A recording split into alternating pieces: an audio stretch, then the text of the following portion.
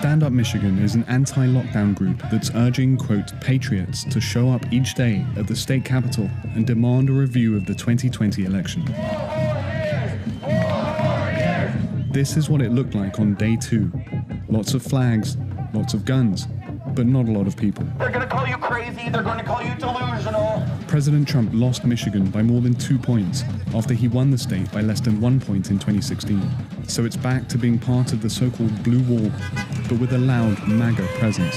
In the beginning of a change, a patriot is a hated man. Kevin Skinner's been waving the flag and shouting into a bullhorn since Election Day. He's not buying the results. So there's no scenario where Joe Biden could win this state in a way that you would accept? A fair way, I would accept that. But if you were here all summer, if you were here all year, you would see that Michigan loves our president. When he held his rallies, tens of thousands of people showed up. People are trying to say Joe Biden had more support and that he had more votes than any other candidate.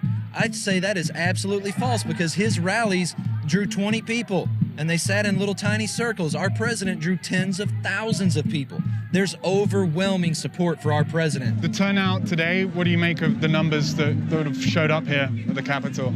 There's less people today than there were yesterday, but we expected that. Not a lot of people go to events back to back. That's pretty common, human nature. But I think the rest of the week it's going to start picking up again. Have you seen any evidence of voter fraud or things of that nature to justify the argument that Joe Biden shouldn't be the president-elect right now? Oh, absolutely. Absolutely.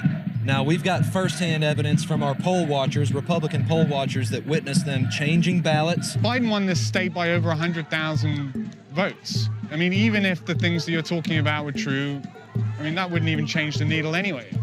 Absolutely, it would change the needle. One other piece is they had a bunch of fake ballots that they dumped in the middle of the night.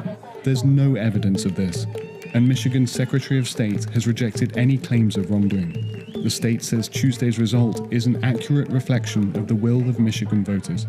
If Donald Trump doesn't concede, and you guys are coming out every day, I mean, you're just going to be protesting? Or do you have a kind of action plan? Like, how does this end?